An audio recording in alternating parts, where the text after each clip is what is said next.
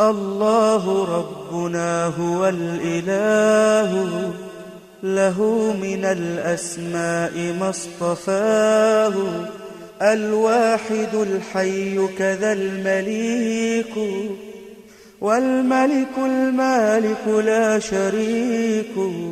الله ربنا هو الإله، له من الأسماء ما اصطفاه، الواحد الحي كذا المليك.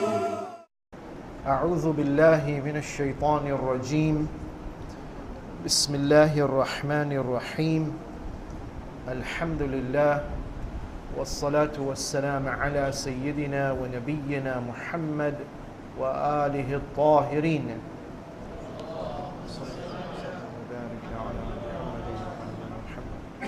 Respected elders, brothers and sisters, Assalamu alaikum wa rahmatullah. In our discussion about the rules of Hajj, we said that this is a once in a lifetime obligatory duty that we have to perform, and basically it is an invitation and a call from the Master of the universe to us, the weak creatures, the needy, the helpless creatures, to host them and to bless them and to grant them with bounties which will help them not only in this dunya, in that they will be increased in their provisions, in that their sins will be forgiven, but also in that they will be then qualified to be protected from the fire of hell and to enter into Jannah. And in order for us to qualify, God grants us the necessary health, God gives us the extra wealth, God removes the restrictions from the path. But all of this because we are spiritually alive to hear the call, we are spiritually active to want to respond to the call, and therefore undertake this journey. And we will start the spiritual journey by visiting the holy city of Medina, where the Holy Prophet migrated and settled and finally died and was buried. And also we will visit the graves of the holy Imams of the Ahlul Bayt and the pious Sahaba, and visit historical sites so that we may develop a sense of that early history of Islam, the environment in which the Holy Quran was revealed with a message for mankind throughout time.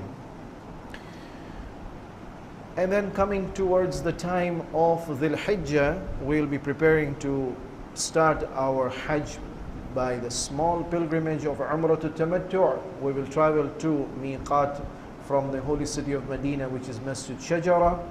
We will enter into Ihram by wearing the Ihram dress and then making the niyyah for the Ihram and then pronouncing the Talbiyah, and we are into the state of Ihram.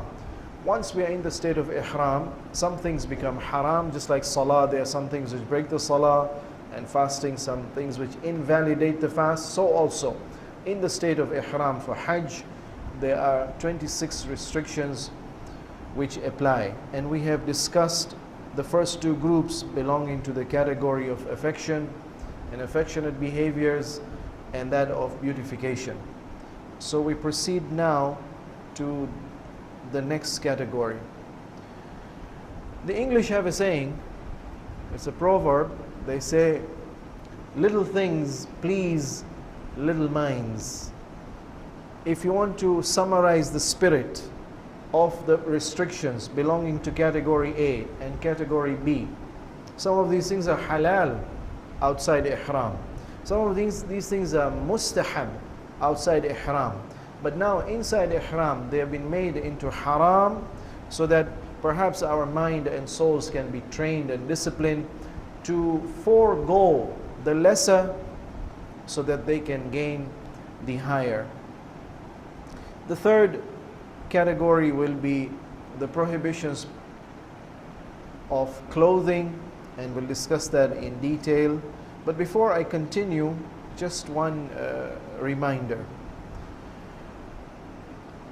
When we were discussing about the restriction of beautification, we said that trimming of the hair or removal of the hair in any which way in the state of ihram is haram.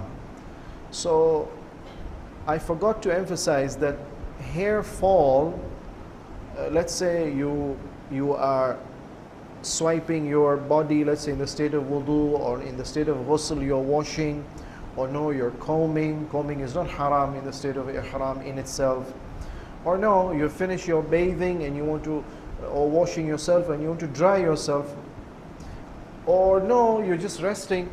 Or no, you're just moving and suddenly you discover there's hair which has fallen off. What happens to that restriction? So the answer to that is this natural, unavoidable, or no, it's deliberate and therefore avoidable, and therefore we are responsible. Incidentally, scientists will tell you the human being loses hair all the time as part of the growth process. We may not know it, but it's happening. In fact, dozens of hairs fall off every day. And especially men, after the age of 30, they begin to lose even more hair. Many men, and some of them don't grow it again. So it's good business to start with offering solutions and lotions how to grow hair. No, it's natural, part of the hair fall. What is haram is the deliberate, voluntary removal of hair, which is avoidable. That would be haram. So let us say you don't want to make wudu or ghusl, you are bathing. When the water falls on your body as part of the contact and the gush of water on the body, hair falls, that's unavoidable. But you start scrubbing and massaging and then that causes hair fall, that won't be allowed. Or you're finished washing and you're drying yourself and wiping yourself, that should be avoided if you know it's going to cause hair fall. Reminder number 2, before I continue. I received a comment from some people saying that, oh my God, we thought Hajj is not going to be difficult, but all these details, they are now becoming difficult. And if you remember, I warned you right in the beginning that God does not impose on us any obligatory duty beyond the capacity of the average human being. So Salah is 5 times wajib a day. It could have been more.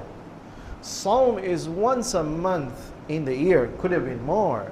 Hajj is once in a lifetime, could have been more. The average human being's capacity is taken into consideration by God when the obligations are made. And besides, you remember the first Muslims performed their Hajj.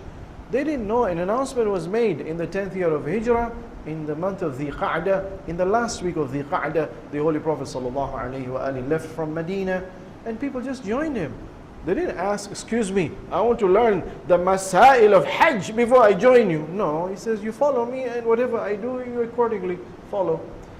So they just saw him, which places he went to, what procedures he followed, and what dress he wore, and what pronunciations he made, and what restrictions he observed, and what rituals he executed, and accordingly they followed. It's that simple. So if you have in your Hajj group or caravan a guide who is an experienced person, just follow him or her and they will tell you all the basics. You don't need to learn all this theory. Lakini, before you take a flight, there's always the safety rules they'll tell you in case of turbulence, in case of emergency landing, you need to know how to protect yourself and save yourself. So I'm not saying your Hajj is going to have complications, but just in case, the original procedure is simple. But there may be complications that can arise either because of your ignorance, you didn't know the rule, or no, you knew the rule but somehow you forgot it, or you didn't bother to check again before you went to perform that exact rule, your niyyah went wrong, your starting and your execution and your ending was wrong. Or no, you were faced in a situation where by force you ended up doing the wrong thing. It wasn't in your choice. Then what should you do? So the procedures and the details we are mentioning is for those emergency cases also. So just bear with me, but if you don't have the patience, just like in the aeroplane, people start playing with their smart devices and start reading newspapers, they don't bother to listen to the safety instructions. You can just switch off, it's your wish. But be careful. It's risky. If you don't know the procedure, you may end up making mistakes. Some mistakes can be compensated for. Some mistakes have a heavy compensation. Some mistakes you have to fly again, my friend. You have to redo your whole of Hajj. So it's not a bad idea just to keep your ears open, pick up the main points, and if you have any clarifications you want, we can always share with you sometime. So the Quran says in ayah number 197, فَمَنْ فَرَضَ فِيهِنَّ الْحَجَّ, whosoever in the holy months of Hajj, that is Shawwal and Dhul Qa'dah and Dhul Hijjah, decides to perform Hajj and enters into Ihram, then in the state of Ihram some things become haram. فَلَا رَفَثَ, there is no affectionate behavior acceptable. وَلَا فُسُوقَ, and there is no abusive language. وَلَا جِدَالَ, and there is no oath taking which is permissible in the Ihram. These are three examples, but the Holy Prophet and the Imams of the Ahlul Bayt alayhimus salam have explained that no, the list is long. It includes 26 prohibitions, 6 under the category of affection, 7 under the category of beautification. Under clothing, there are 6 restrictions. One is to take shade from the sun during the daytime for the males. For the females it doesn't apply. Number 2 is a head cover for the males, haram. For the females, wajib, as part of the hijab. Number 3, face cover, niqab for example for women, not allowed in the state of ihram. And gloves also not allowed for ladies but allowed for males. And number 5, the 2 pieces of the unstitched dress for males, the upper shoulder cloth and the lower loin cloth. And number 6, for males, footwear which totally covers the foot, not allowed, but for females as part of hijab, wajib to cover their feet. So we'll look into the details of these restrictions. I start with the restriction about the 2 pieces of dress. Stitched dress for men is not allowed, so unstitched dress is allowed. But for females, because hijab is more important than the restriction of wearing stitched dress, it seems that the obligation of an unstitched dress for women would have contradicted and conflicted with the necessity of hijab, and hijab is more important. So the Sharia has not required unstitched dress for women. They wear their ordinary dress. The only requirement is all those materials which are haram in the state of salah, the dress for salah also will be haram for the ihram of the women and men. So for the males, stitched dress is not allowed, meaning that a dress which has a button and a buttonhole, because all these are stitched, a neck opening, a sleeve attachment, these are all stitches, or trousers, these are all stitches. Or no, any other form of dress which is stitched basically, so a shirt or a cloak or a gown. The only exception for permission in the state of ihram for males to wear a stitched dress is that no, there's a necessity, it's an emergency has arisen. There's been a delay, for example, you can't go to Medina, you have landed in Jeddah, you can't go to Medina, you straight have to go and proceed to Mecca, and you need to wear the ihram. But let's say Jeddah is not the miqat is before Jeddah, for example. So now suddenly the caravan leader tells you, Samahani, you have to enter into ihram on board in the flight before you land in Jeddah. And you say, oh my God, but my unstitched ihram dress is in the luggage compartment. It's in my baggage, it's not with me in my hand luggage. So if you need to enter into ihram and you can't cross the miqat without ihram, as an emergency you'll be allowed to wear the stitched dress, but it's a violation which becomes permissible for emergency reasons, but there's a penalty and a goat has to be sacrificed.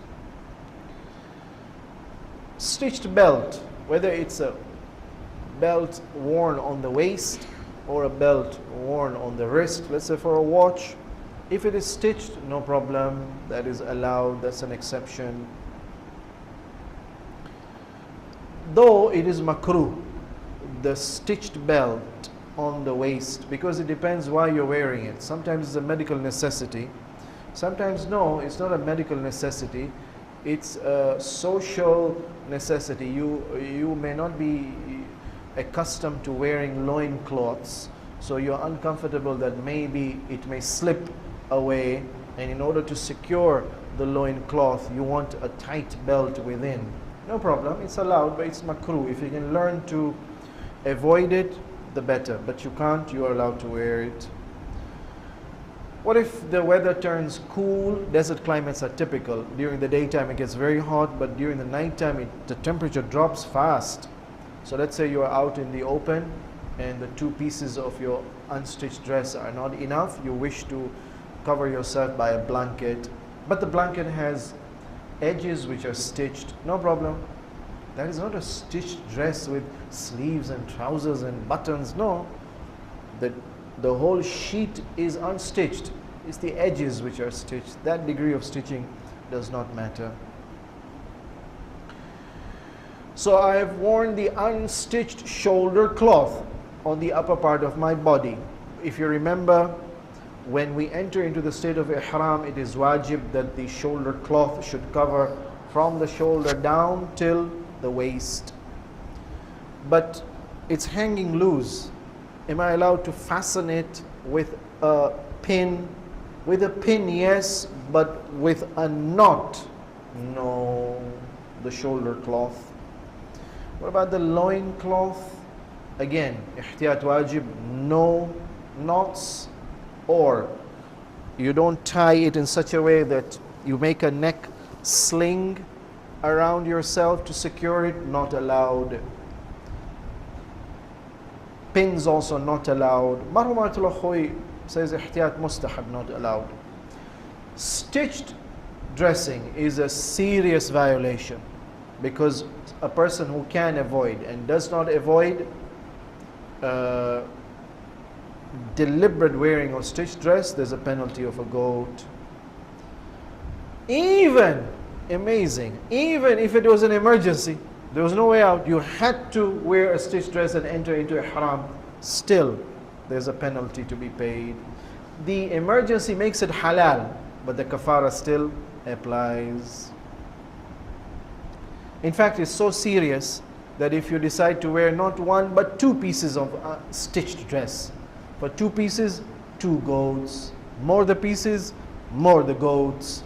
It seems this unstitched dress is so important that as much as possible it should be avoided. Problems. Some people are uncomfortable because they haven't been wearing loose loin clothing, so they may be afraid of the private parts being exposed. And it's unfortunate, you see some people, they're not careful. You'll see them sitting, the way they sit, everything is exposed. They don't know. So some people are shy, they say, can't we wear something stitched? Stitched underdress, no. Unstitched underdress, I don't know how you're going to wear it, but if you can think of a way, if it's unstitched, no problem, you're allowed to. Meaning that you're allowed to wear more than 2 pieces, no problem. But it should be unstitched. Can I wear a belt not for the purpose of securing my money? And it's important to secure money. You may get stuck anywhere. Your caravan companions or colleagues or other hujjaj or leaders may not be there. Mobile may run out of battery. Suddenly you need emergency money, and you thought that you could save yourself in any emergency situation. No, it's always safe to carry some money. If you don't have any other way to carry it but through a money belt on the waist, no problem, you're allowed to do that, even if it is stitched. However, you say, no, I don't want it for money, I can carry my money in some other way. I want it to secure my shame. I want to preserve my dignity. So no problem, you're allowed to do that for the sake of protecting the loin cloth, though it's makruh. What about the ihram itself? If not the blanket, the ihram is stitched at the edges, no problem. Edge stitching doesn't make it into a stitched dress. What if the ihram is not made up of one wide single sheet? It's two sheets which have been stitched together in between. Again, this doesn't make it into a dress because it doesn't have sleeves, for example, or buttons or trousers. It's just two sheets brought together. Better avoid it. Ihtiyat mustahab. Avoid such a ihram. But if somebody says, I've got a medical reason, I must wear a stitched undergarment because I've got a medical problem. And the fatwa is no, try as much as possible to get an unstitched piece. If you can't get it, it's totally unavoidable, then you will be allowed, it won't be sinful then to wear a stitched undergarment, but there will be a goat to pay. Gloves stitched, for men allowed, for women not allowed.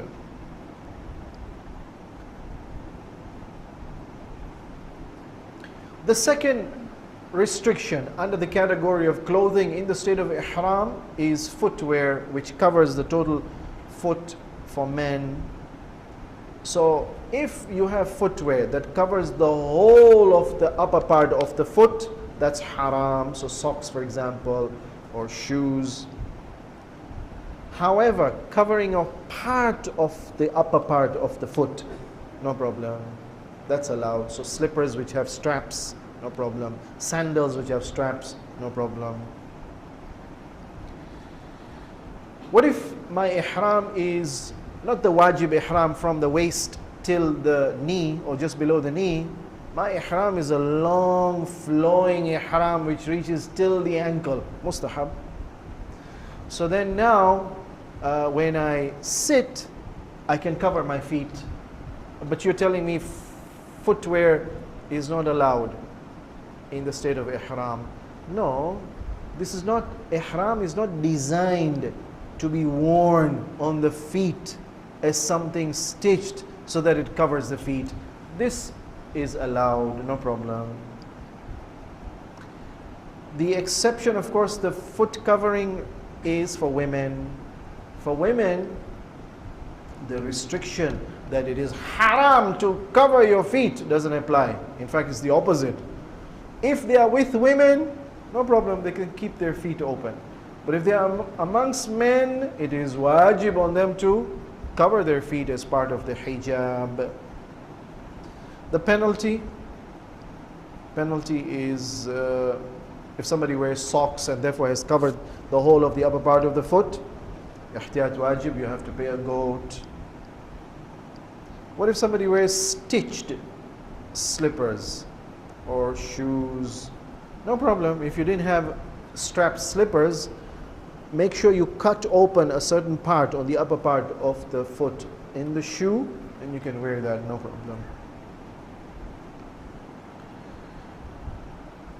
So if you only expose the tip of the toes by the shoes or the sandals, the whole of the upper part of the foot is covered by your footwear, that's haram, no, not allowed.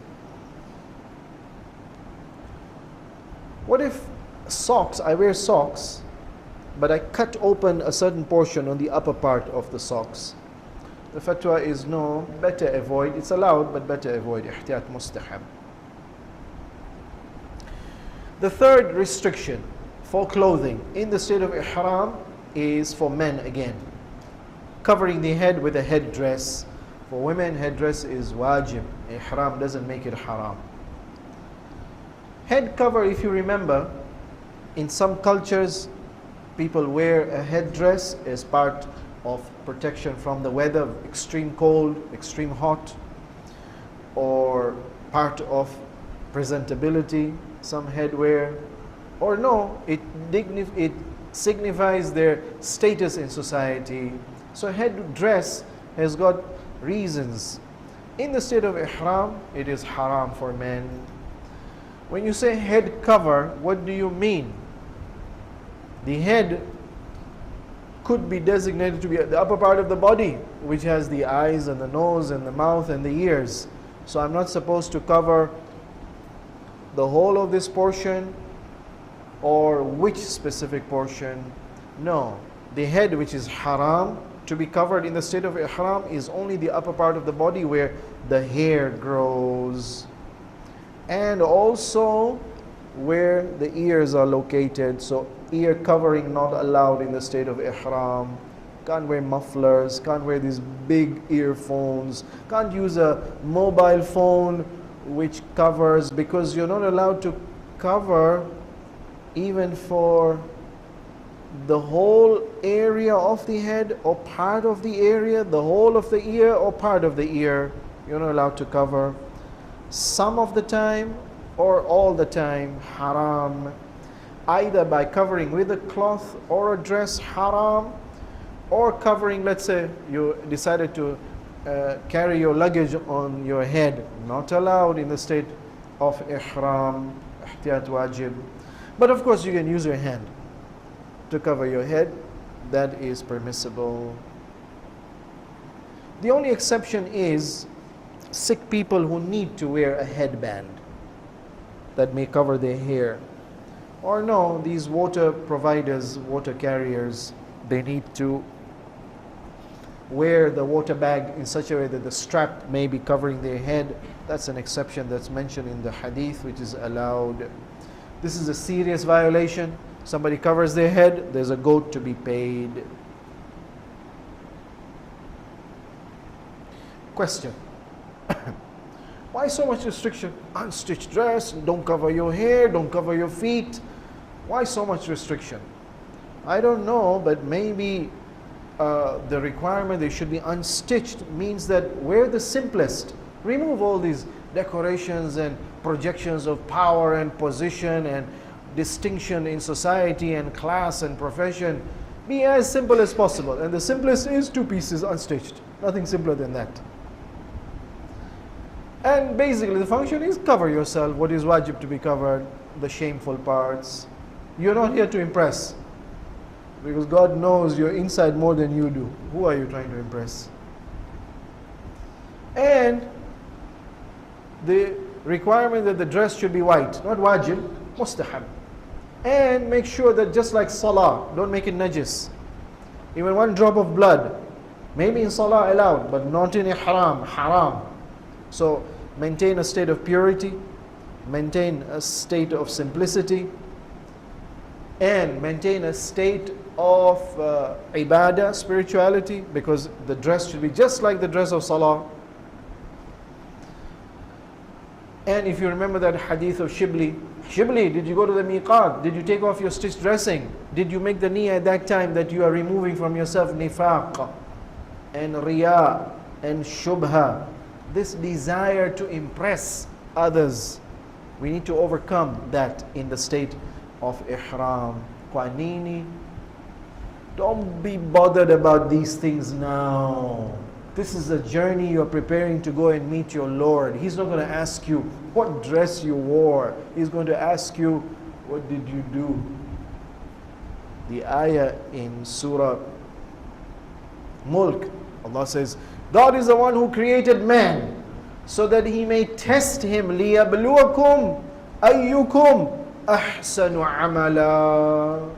You're coming to meet me. The first question I'm going to ask you, I sent you to the dunya as a test to see who amongst you did the best, not did the most or was the richest. No, don't show me your rich dresses here.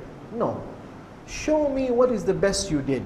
And the best, according to the hadith, is, did you have the right faith, the true faith, the sincere faith, the trust in God, the submission to God, the hope in God, the fear of God, the respect and the reverence of God's creation.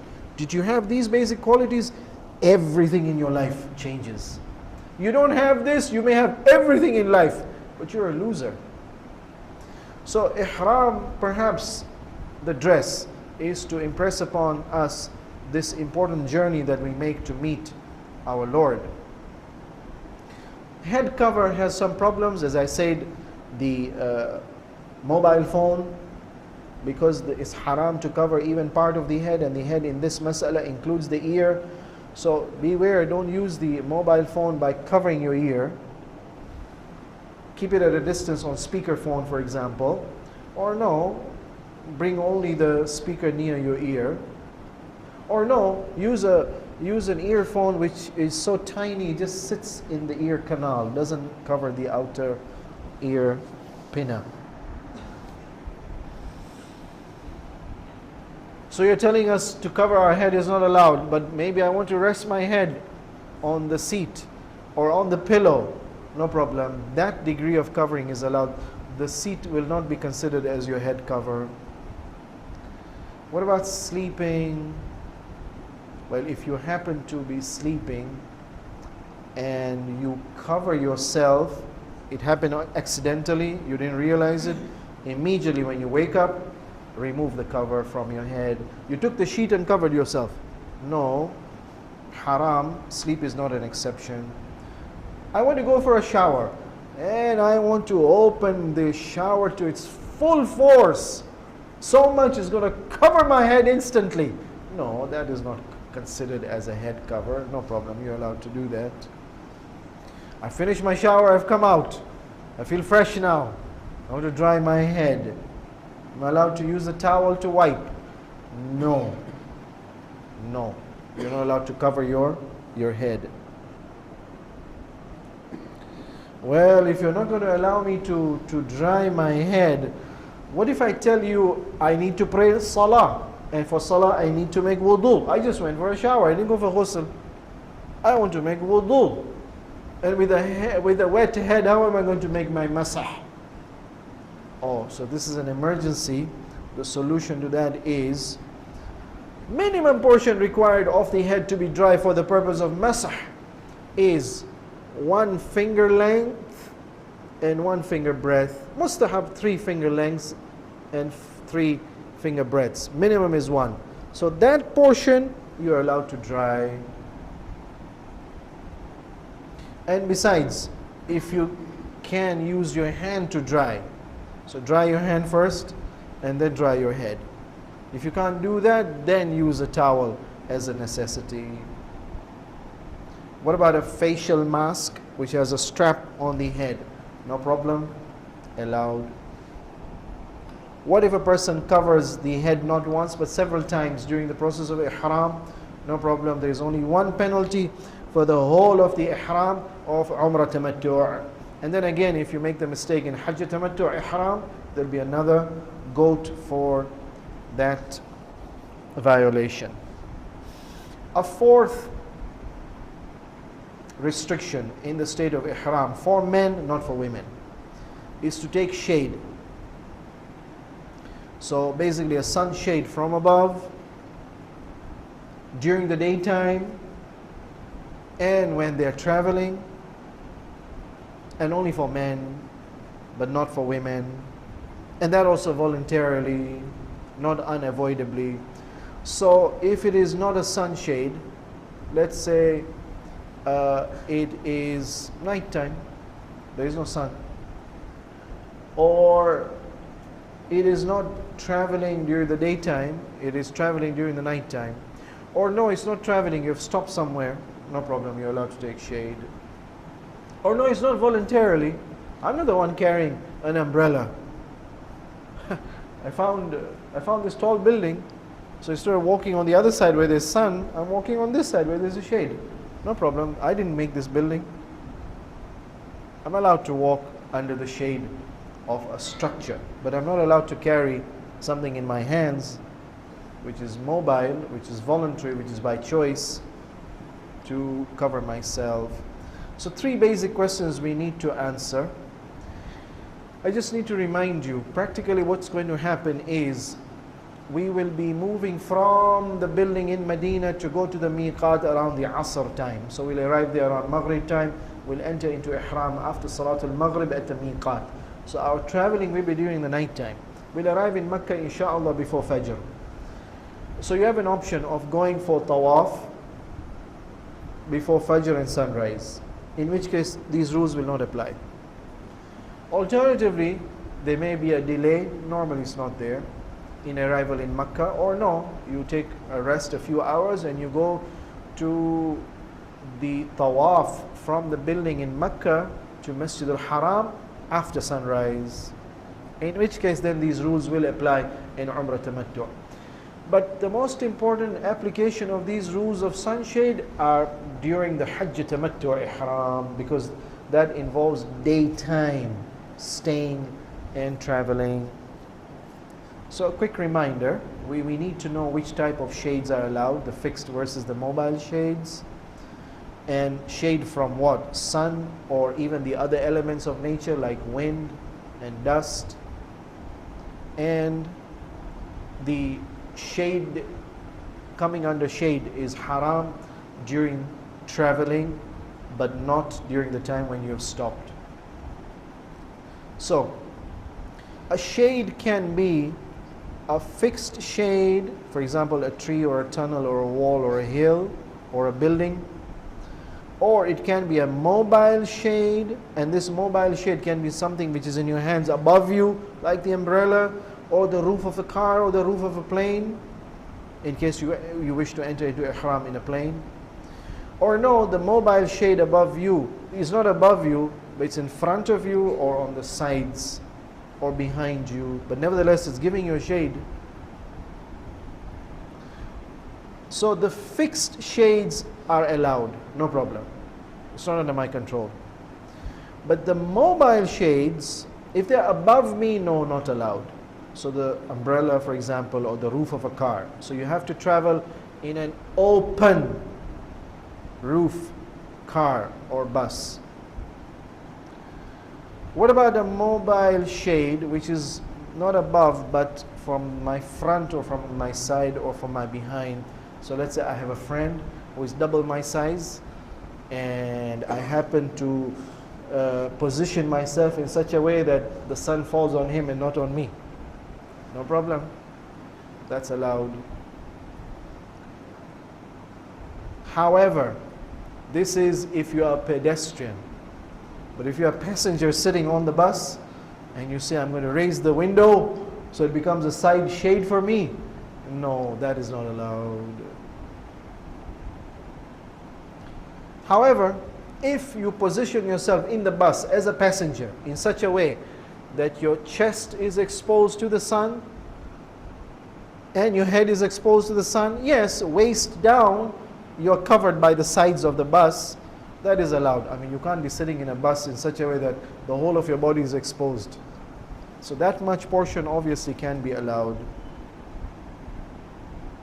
What if I wish to protect myself from the sun? I create my own sunscreen, my hand sunscreen, no problem, that is allowed. Sunshade is haram for men. From what? From the sun, definitely it's haram. From the rain, yes, it's haram, whether it's rain during the daytime or rain during the nighttime. What about taking a shade and protection from the wind? You're traveling in a bus, there's a strong wind blowing if you kept the window open. Or no, it's cold and you need to, but bearable cold, not unbearable cold. Bearable cold. Or no, bearable heat. I want to sit in an air-conditioned bus. I don't want the discomfort of the heat. According to Hazrat Ayatollah Sistani, may Allah protect our Maraji, this type of shade also allowed. That means the one which is not from the sun and not from the rain, but it is from the wind and the cold and the heat. But Marhum Ayatollah Khoi, rahmatullah alayhi, says no, even that type of shade is not allowed. Just like shade from the sun not allowed, shade from the heat and cold also not allowed. You must expose yourself to the natural world. Nighttime shade. Hazrat Ayatollah Sistani says allowed. You can travel under a roof of a car or a bus up till just before sunrise. Marhum Ayatollah Khoi says no. You're not allowed to take shade from the sun during the daytime. You're not allowed to take shade in the nighttime from the wind and the heat and the cold. Even nighttime you must expose yourself. Haram to travel under shade. What if you say, well, there are heavy clouds and the sun is blocked, no problem. That is not under your control. You're allowed to walk under the clouds. In fact, if you are a person who is so blessed and close to God, maybe you can pray and a cloud will be sent for you, no problem. Or maybe you ask somebody to pray for you. Musa alayhi salam, Bani Israel went to Musa. It's terribly hot in this desert. We've escaped Fir'aun. Now there's another trouble here. Musa prays and a cloud comes and gives them air conditioning. Yeah, so you can pray to someone who is close to God, and maybe you'll get a cloud cover. Shade not allowed during the time of traveling. However, when you come to a stop, either middle of the way or no, you've reached your destination. You've reached Makkah now. Makkah is my destination. I'm moving around Makkah. I'm a traveler? No, I'm in my destination. I'm no longer a traveler. So in destination, allowed to take shade. On the way you stop. To rest, let's say, or to visit the washroom or whatever, allowed to take shade at that time because you're not traveling at that, not moving. However, there's one exception. When you arrive in the city of Makkah before Fajr and you have settled down in your building, and now in the state of Ihram you wish to go for the next wajib act, which is the tawaf. From the building to the Masjid al-Haram, are you allowed to take shade or not?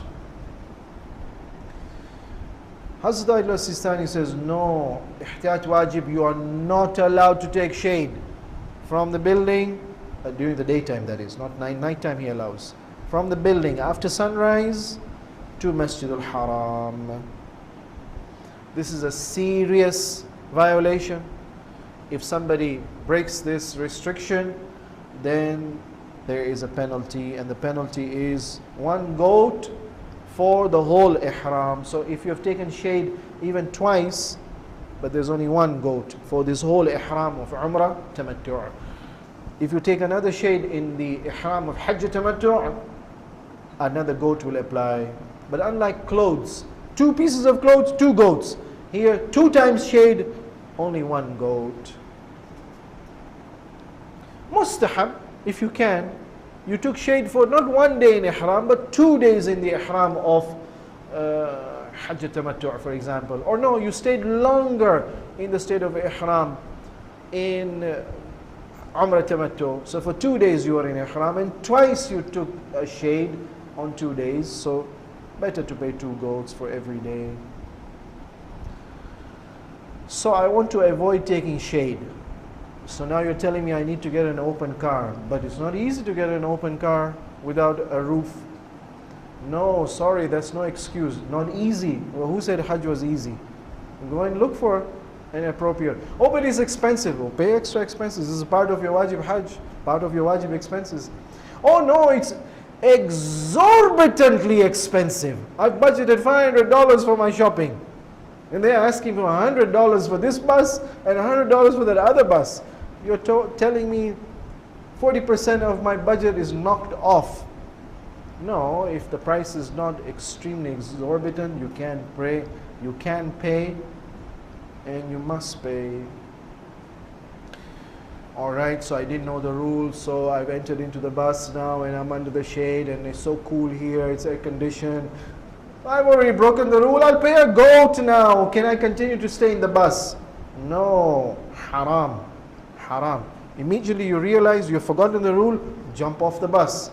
The more you stay, the more haram it is. And paying a goat doesn't make it halal. Every moment to do the haram in ihram is haram. Oh, but I can pay not only 1 goat, I'll pay 2 goats. No, Allah doesn't want the goat from you. Allah wants the burning in the sun from you.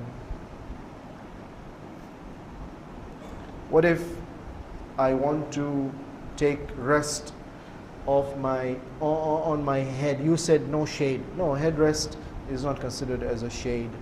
What about the shade of fellow passengers? We said that is allowed.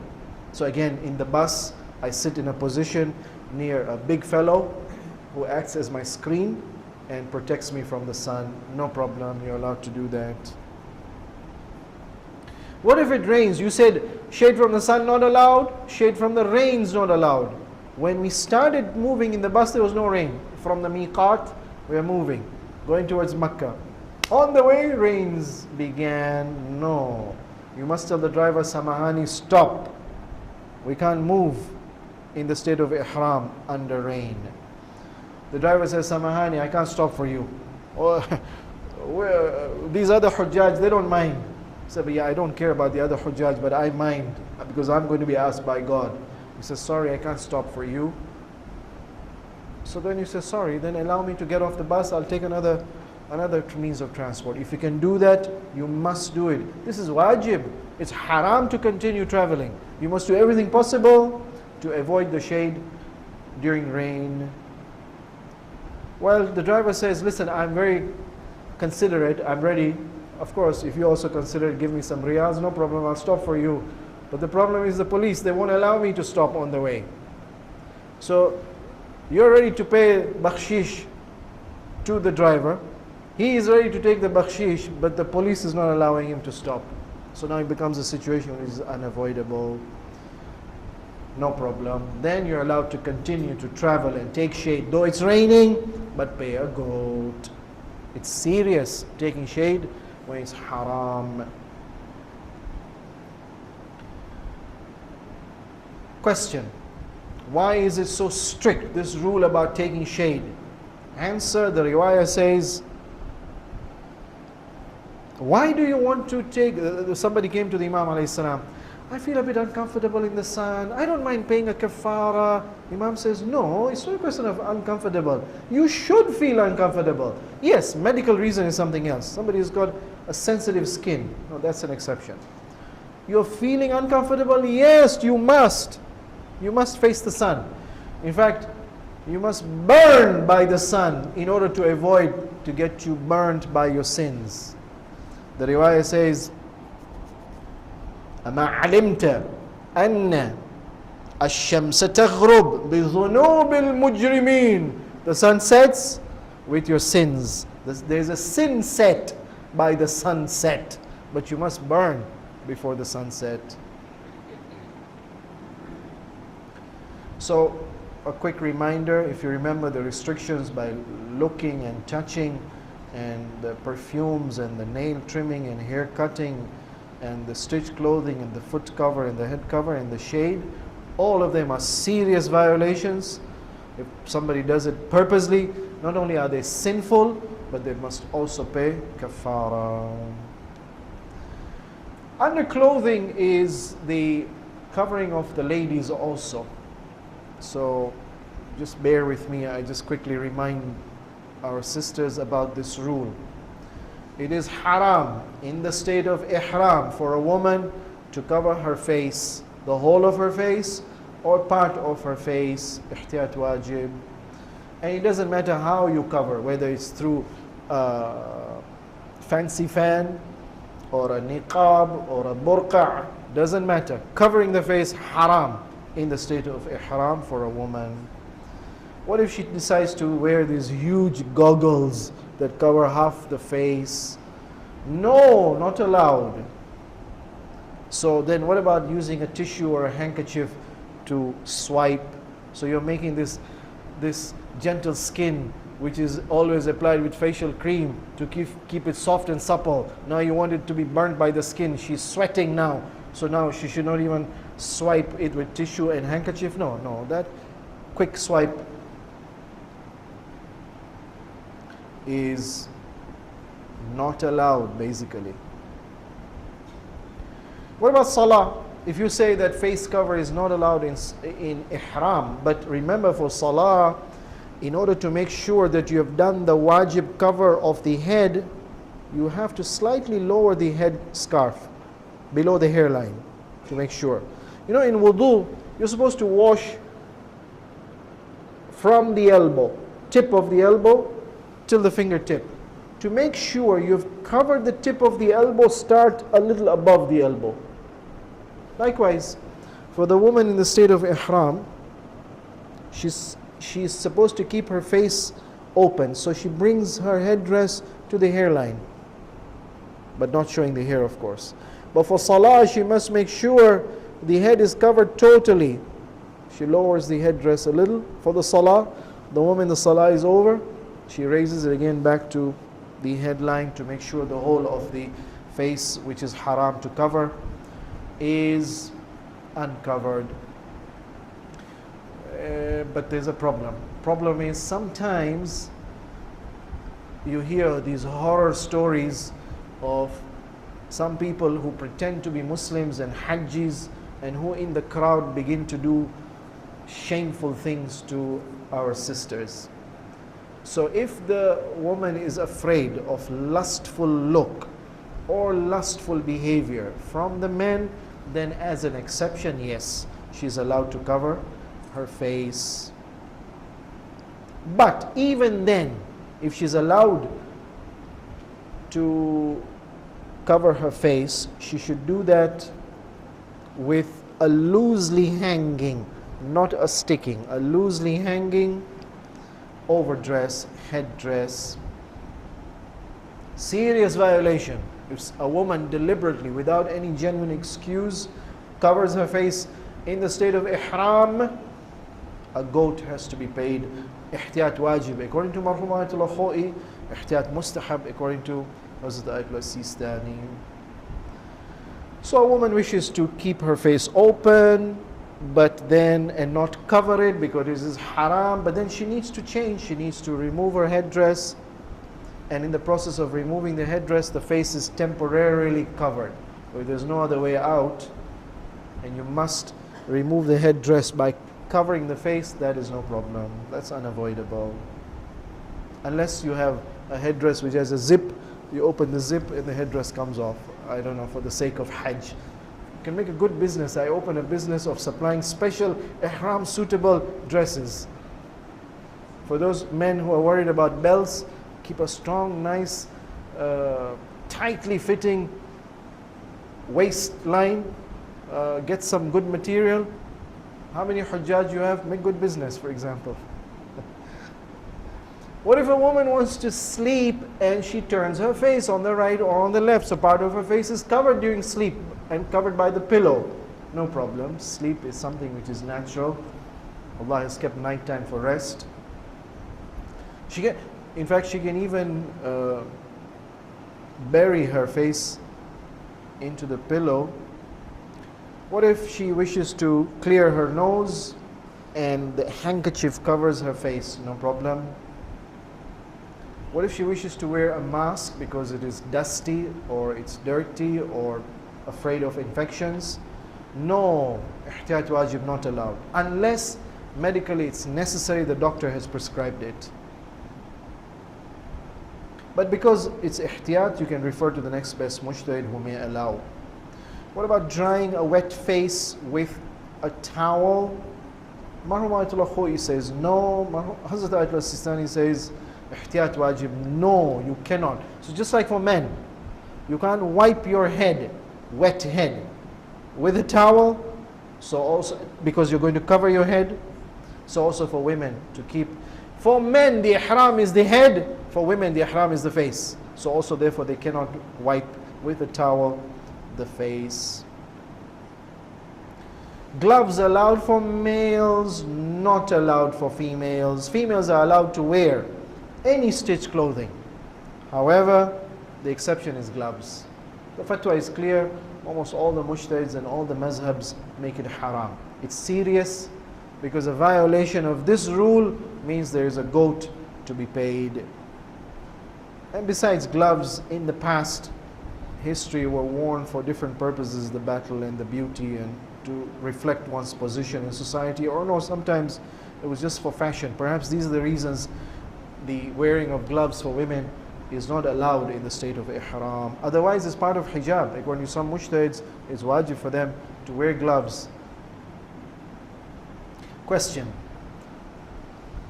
but a woman's face is sensitive and delicate, and you are saying that she must expose it, it's wajib and it's haram to cover.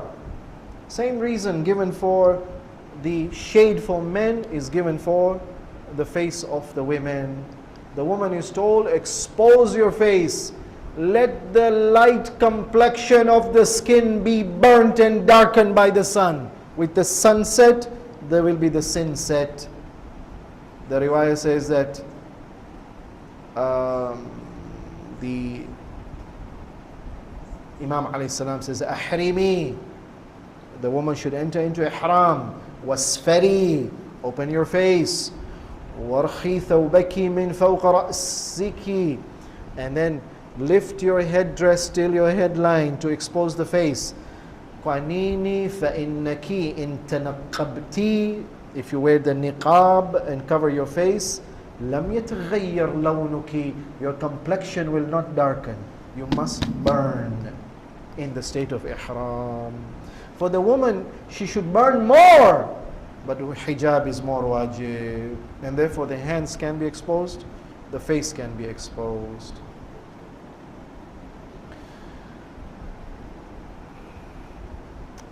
Category 4 of the restrictions in the state of ihram, I label it as the defense activities. So removal of the tooth, removal of blood, carrying weapons and arms, hurting insects, for example, or animals, or hunting animals. All of these are haram. These are aggressive or defensive activities. So, in the state of ihram, for a muhrim to wear arms which are offensive, not defensive. Defensive is definitely allowed. Which is needless, you don't need to carry it, is haram. So to carry or to wear on your belt or on your shoulder these offensive weapons, not allowed. But the arms which are not allowed are the offensive, but defensive are allowed. Because let's say you will face situations where there was one of the years when Al-Qaeda was back in Saudi, and the government itself was announcing that these are the wanted faces and we're looking for these suspects. If you have any information, inform us. During the Hajj time, they were announcing one of the past years. So no, if there's an exceptional situation where you need to protect yourself, if the law of the land allows, not that you start wearing arms and you're suspected as a terrorist. If it's necessary and it's allowed and they don't provide the necessary security and protection, then you will be allowed to wear arms in the state of ihram. Penalty, this is serious. If a person without any need wears the arms and weapons, there is a goat as a penalty. Removal of blood in the state of ihram, not allowed from oneself, but you can remove it from somebody else. And that also, if it's not necessary, that's haram. So let's say somebody has got an itch and begins to scratch and scratch and scratch till it causes bleeding. Haram.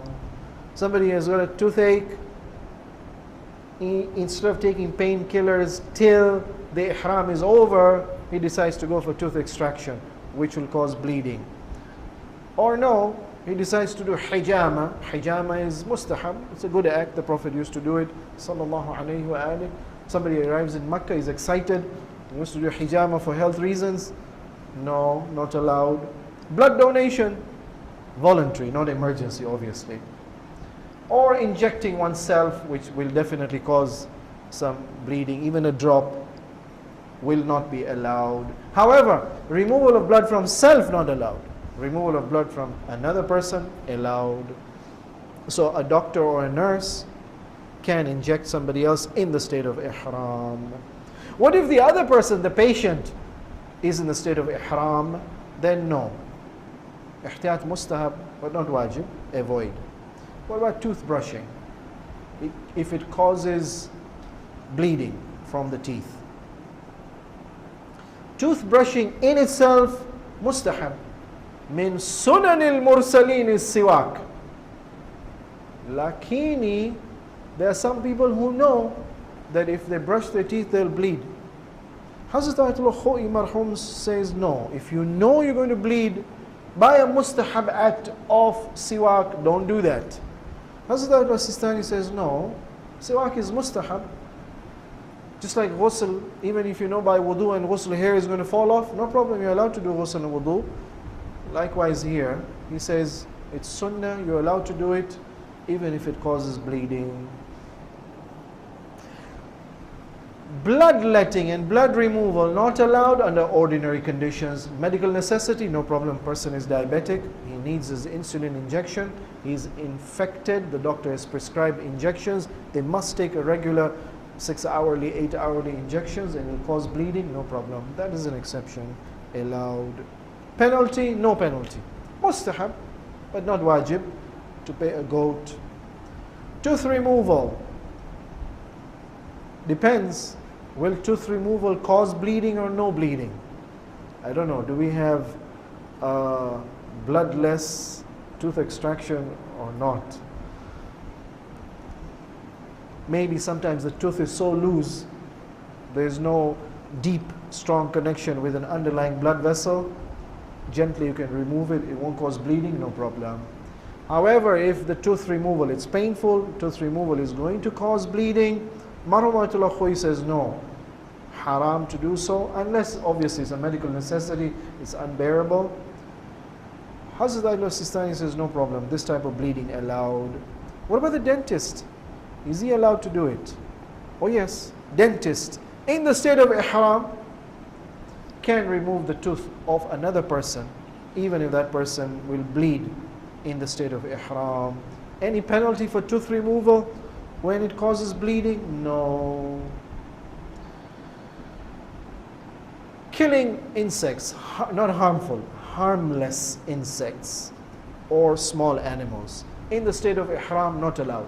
I normally don't discuss this here in the ihram of Umrah Tamattu because we will not face them. We will be in a air conditioned, we will be traveling from the building to the miqat, from the miqat onto the bus, from the bus to the building in Makkah, from Makkah to Masjid al-Haram. Where are you going to meet these insects?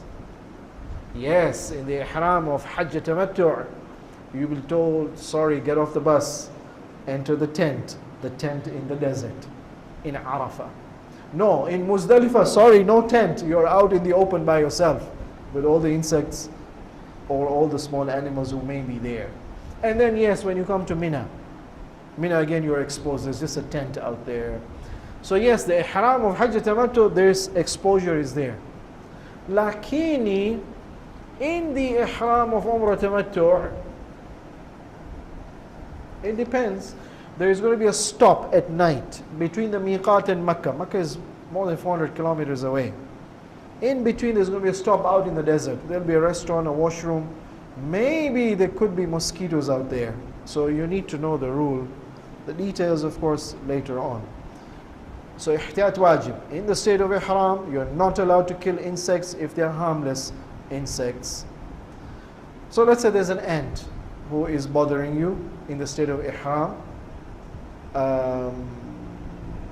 You're not allowed to kill it, but you're allowed to gently pick it up and transfer it away without harming this harmless insect. However, if there is a fly which you fear will be disease carrying, mosquito you fear will be disease carrying, then yes, you're allowed to kill because these are potentially harmful insects. Provided there's no alternative protection possible, so you can just swipe it away or push it away, not necessarily killing it. If there are ants around your bedding, this is again for Arafah, I'll skip it for the moment. What about using an insect spray? No problem, so long as it doesn't kill, not the harmful, the harmless insects you're allowed to. But if it's going to kill the harmful insects, no problem, allowed. We'll discuss this later on. This is a beautiful creation of God, and we shouldn't jump at killing it all the time, but we'll discuss the details later on.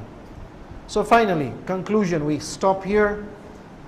There is no penalty for most of these violations and restrictions of the defense behavior. Only one, carrying arms and weapons needlessly, has got a penalty of a goat. Question, why the restrictions of these particular activities? In the Quran, in Surah Ma'idah, ayah 95, Allah says, Ya ayyuhalladhina amanu or those who believe that there is a God, and this is a powerful God, all-knowing God, all-loving God, and therefore will legislate everything which is to your benefit. لا تقتلوا الصيد وأنتم حرام. When you're in the state of ihram, you're not allowed to hunt or to hurt or to carry out any of these other activities. So no hunting and no hurting, and not even holding. A holding of an animal of prey, not allowed in the state of ihram. Leave it, let it be free. And not to eat hunted animals.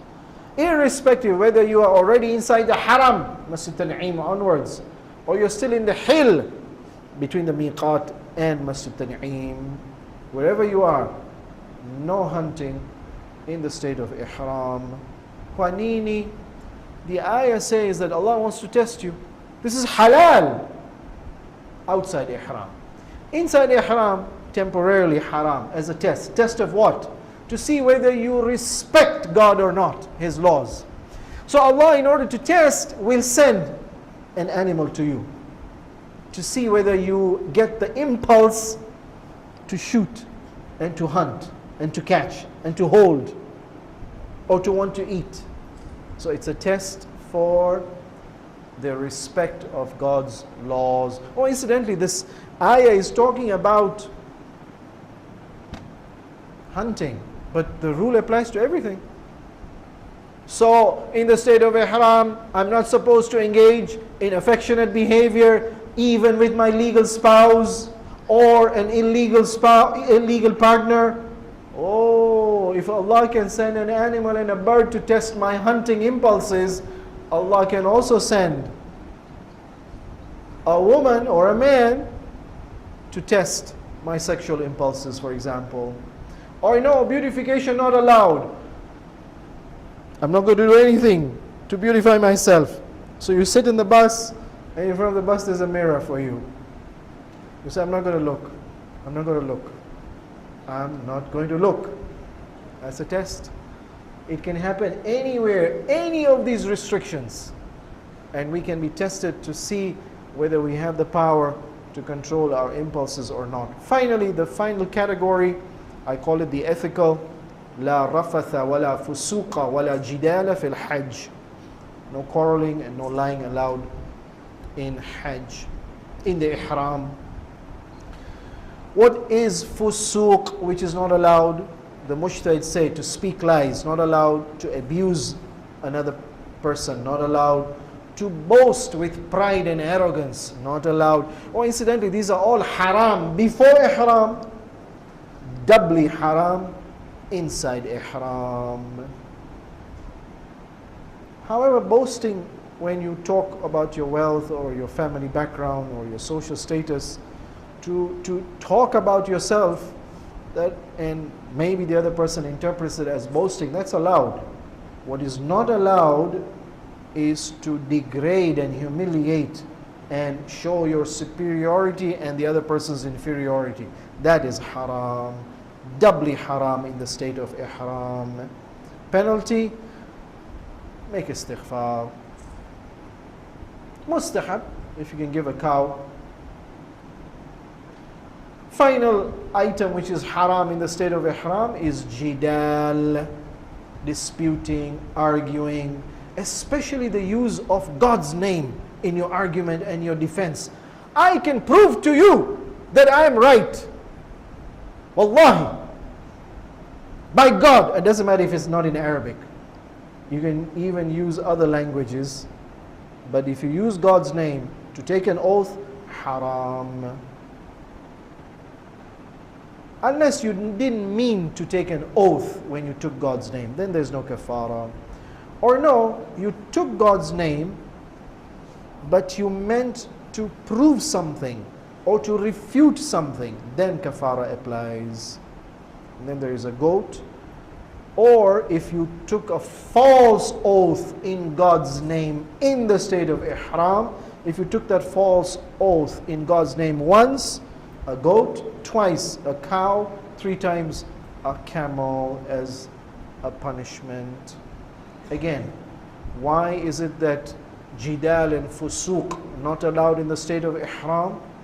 Basically, argumentation and disputations, they usually cause unnecessary ill feelings between the believers, so they should be better avoided. I stop here with the restrictions. We've finished all of them. Now we are approaching the haram. After the haram, we will reach Mecca. After Mecca, we have to proceed for tawaf. Inshallah, we'll discuss that in the next session. If there are any questions or clarifications, please.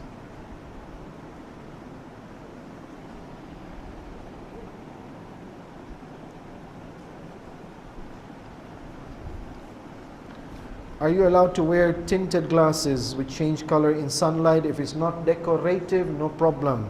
Can I use orange sweets or mint sweets, as I have a low sugar problem? Mint is not a fragrance. It's not a perfume. Yes, it may have a strong smell or a good smell. So you can close your nose and enjoy your mint. Do we have to use unscented toothpaste? Again, if the paste has mint in it, close your nose and brush your teeth. If you can find ordinary paste which has no flavor, you must do so. Or no, use salt. Or no, once you're there, find a miswak, the wooden miswak, and use a miswak instead. Are we allowed to use unscented deos? Yes. So long as it's unscented, no problem. Yes, please. Yes. That's for women. For men, you're allowed to cover your face. And even for women, for that necessity of coughing, no problem, you're allowed to cover your face. Yes, please. Better, not wajib, better that the kafara of the violations of the ihram of Umrah Tamattu should be paid in Mecca, and the violations of the restrictions of ihram of Hajj Tamattu should be paid in Mina. But if a person, if they don't pay it there, rightly or wrongly, then they're allowed to pay it in their homeland, no problem. Unlike the sacrifice of the animal, it must be done on the day of Eid in Mina for Hajj Tamattu. But this sacrifice, if you don't do it in Mecca or Mina, you can do it in your home, no problem.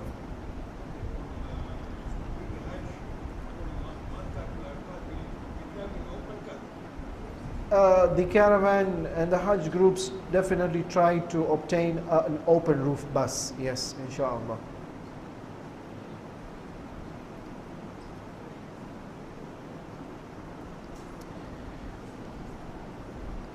So let's pray to Allah for tawfiq, that this is a journey we are going to undertake in the state of ihram, which will be the simplest dress which we can ever wear, so that we abandon everything of the dunya, and our focus should be God and God alone. And therefore, even those things which are haram, we avoid in ihram more so. But those things which are halal or even mustahab, as a discipline from God, to please God, to avoid the lower pleasures, so that we can get the higher pleasures, inshallah, we undertake this journey. Assalamu alaikum wa rahmatullah.